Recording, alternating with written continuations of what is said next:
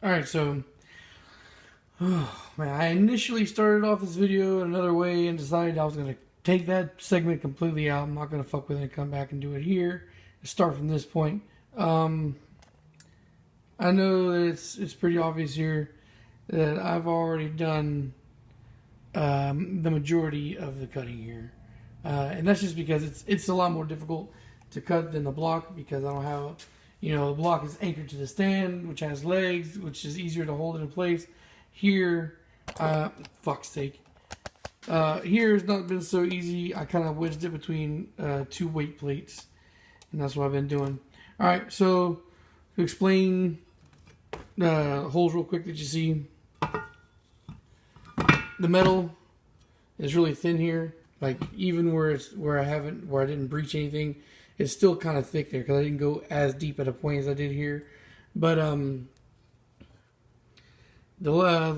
see how it's got the hole here on this side? Well, on this side it doesn't have the hole, but it's pretty thin material. So when I was cutting in this side, I breached it. So it was a tiny little hole, but of course to make sure that I don't have anything chipping away later on down the line, what I did was I took a screwdriver, popped it through the rest of the way, and then I took a bit and carved it out until it was, hitting solid metal, so that way it won't be chipping away later on down the line, and rounded it off and took the burr edges and whatnot. And for your eagle eyes, you see the one here in the back, that's also a thin metal spot right there, because that's just where this bolt threads in. So I just what I did was it took the bottom out of that where that bolt goes to. So anyway, no big deal. For you guys that are gonna ask, oh, does it take away from the strength, rigidity, or whatnot? Overall, a girdle is joined together like this, of course, is there to make it more rigid. But no, I'm not too worried on it. I'm not too worried about losing any kind of strength, because at the end of the day, like, the main strength is going to be held at the caps themselves. So yeah. Anyway, yeah, there's just that. So I kind of thought I was going to pop through on the other spots when I was drilling, but I guess you can kind of see that I went out a lot further here than I did on the other ones. This is my initial one, the initial one that I cut. You can see that I massaged this here right here. Turns out that I didn't really need to, but I went ahead and did it anyway. I didn't really take off too much material. I took off a decent amount, but not a fuck ton. And another thing, because the fact this isn't anchored in place, I usually start off at a lot lower RPM and then kind of work my way into it.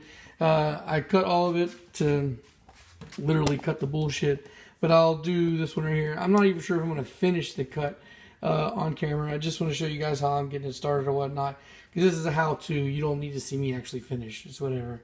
Like somebody mentioned before, I guess seeing the results is seeing it in action, whenever that's going to be. But anyway. Plus it's noisy and shit too. You don't really want to hear me for fucking 20 minutes.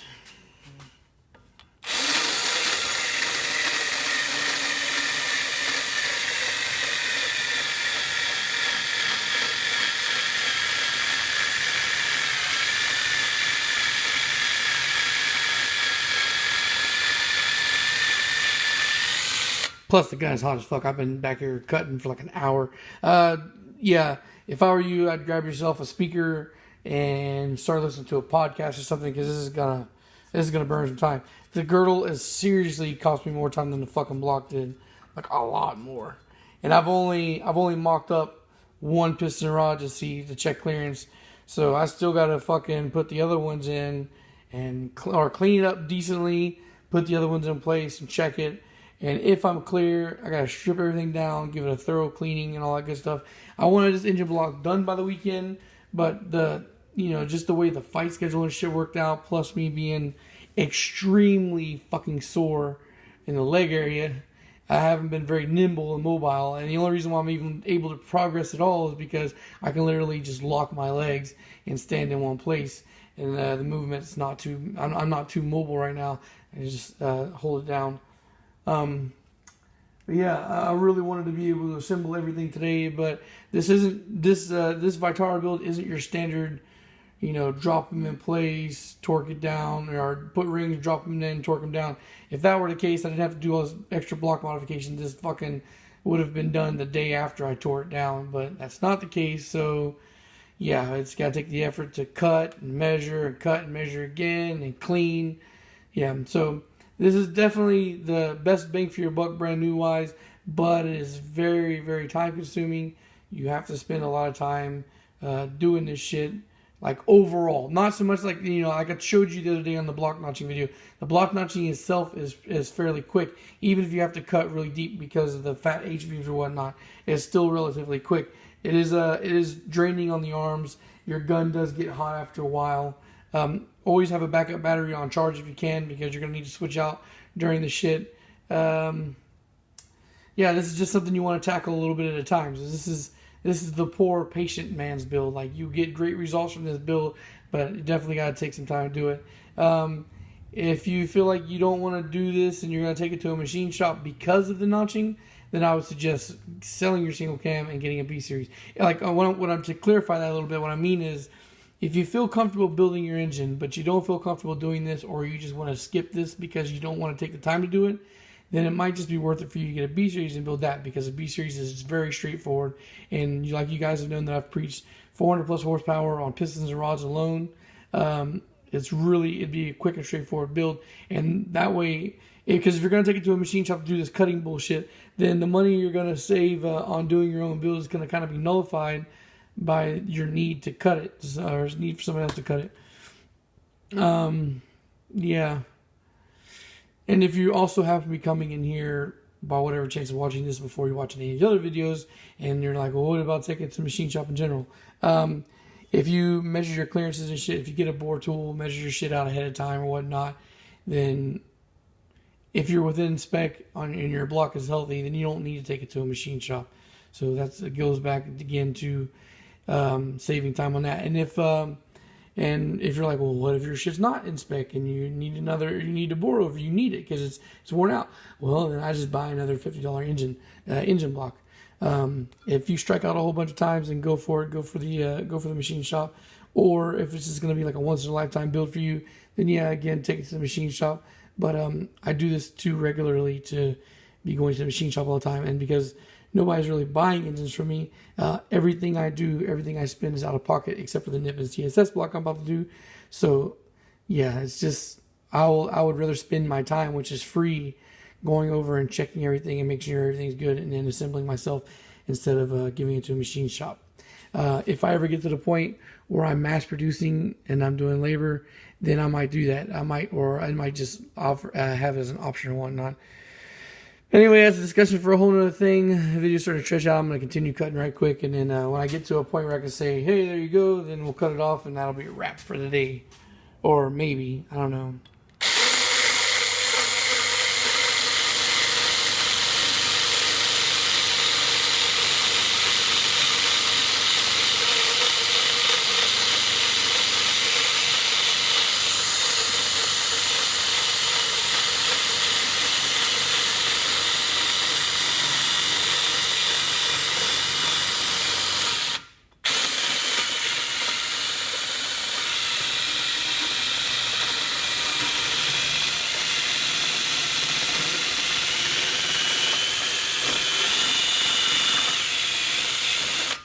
See, I would figure I'd get to the last one that I want to film, that it'd be the sloppiest. And I think it's probably just because I'm starting to get a little bit impatient here. I really want to get this shit done.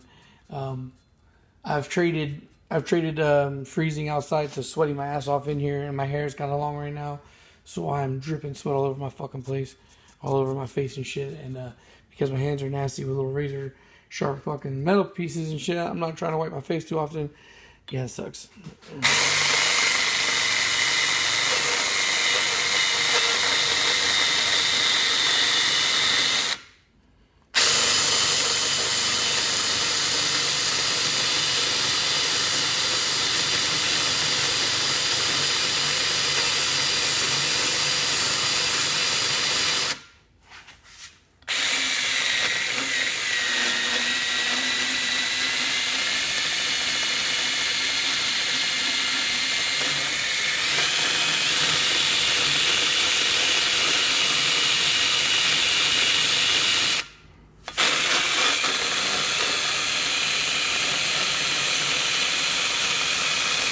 Well, I think another thing that's kind of fucking me up is I've been using a broader bit. I switched over to this one because this one's starting to pick up a lot of metal.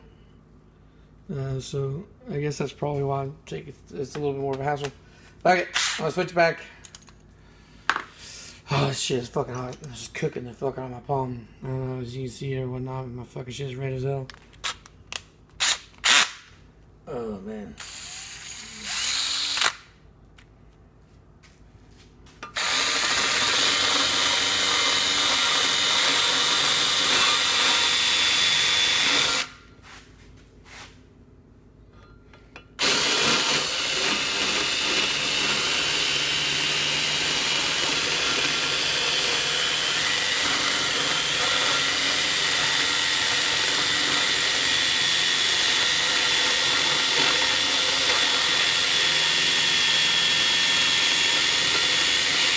I don't know if you can tell and from seeing it, but I can feel in the way it's cutting, I can feel through my hand that this is definitely a night and day difference between the wider bit. Yeah, I guess that switching bits at the last minute. That one over there, the one I used was a little smaller. I guess it's completely fine to use once you've already got a good groove going in there. But to lay the track that you want to cut, definitely the broader one.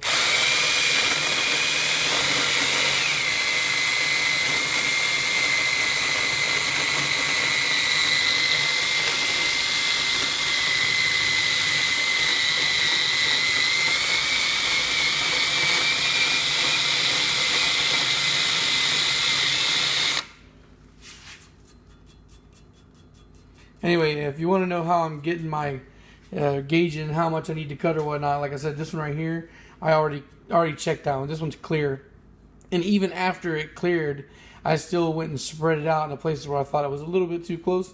I went ahead and spread it out some more. So I'm just I'm eyeballing the other cuts based off of the first cut here.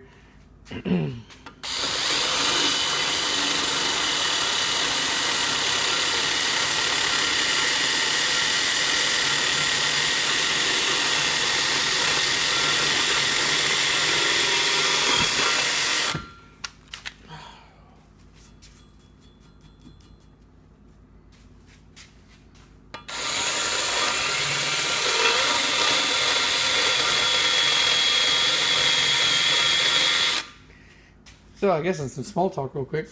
Anybody watch that UFC Fight Night 124 last night? Steven versus Choi? What do you think about that douchebag fucking Kamaru Usman, huh? Dana, I think, addressed the situation the best. You know, like, you can't fucking sit there and say in your post-fight, you know, little mic thing that I'm a dangerous fighter and I'm a threat and nobody wants to fight me or whatnot.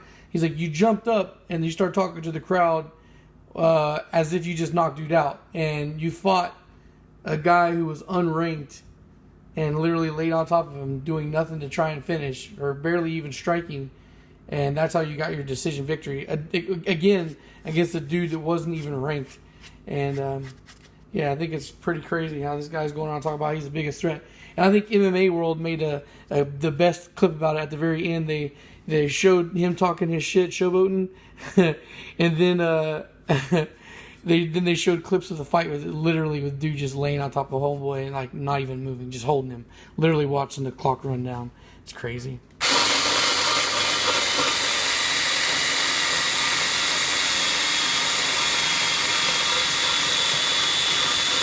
It's like, why would I give you somebody higher up in the top 10 when you literally just got booed out of the arena? I love Dana. I listen to Dana talk just about as much as I like a lot of the top tier fighters. Dana's awesome.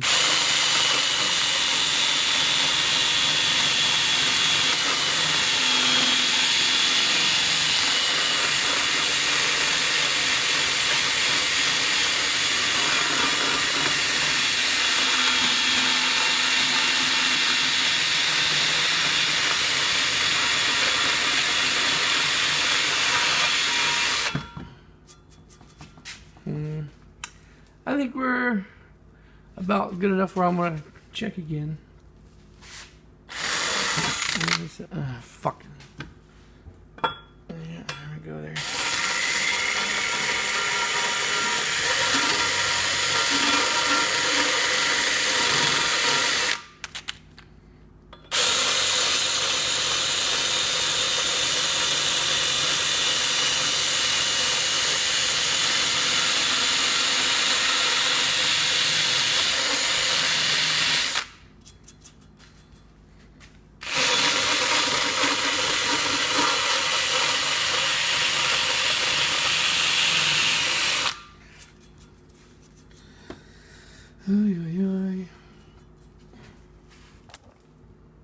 All right. Here's a final cut to make before going and checking. So I'm in the clip here, and I guess I'm gonna check the clearances or whatnot and show you guys it's spinning. Yeah, so we're really close to being finished. So I was not fucking around when I went to make the the cuts for this one. I don't know how well you can see, but yeah, I'm well into the safe zone on clearance here. It's actually yeah, I'm actually pretty happy with that. There's no contact even a little bit this time as compared to like notching the block. I did actually get still a little bit of scrapage, but yeah, even at the closest point, it's still got mad gappage. Yeah. I don't know. This is one of those no light having bad lighting situation here. You know, and I hate to try and hold this damn thing at the same time I'm rotating because I don't know how well you can be able to see anyway. Zoom, motherfucker. Zoom the fuck back out. Alright, I'm just gonna hold that there and hope you can see well enough. Yeah. Anyway, yeah. First time go around. Feel pretty safe and comfortable here. I can look across and see a pretty good gap all the way through the rotating of the shit here, and so yeah, I definitely took off a good deal more than I was even gonna need to. So it's not even close. It's not even close at all anymore. All right, so at this point, guys, the only thing. Use a mirror to make sure I'm getting myself here. Alright, so the only thing that really remains left to do is clean up everything again. Clean up all this bullshit. And get to torquing. Woo! Yeah, so anyway, guys, that's it for the cutting segment of the Vitara build. I know that was like, that's the most important thing you need to know. Do this thing, this fucking build and all that good stuff. It takes a lot of labor time, man, but at the end of the day, you know, it's just very satisfying to have it all done, and I know this engine's gonna put down some power. So yeah. Alright guys, social media links are in the description below. If you got a question, feel free to hit me up personally. If you don't want to put it in the comments, you don't need to ask my permission to ask a question, guys. If you're going to ask questions, go ahead and ask me the question, and I'll answer it as soon as I can. And thanks for watching. Peace.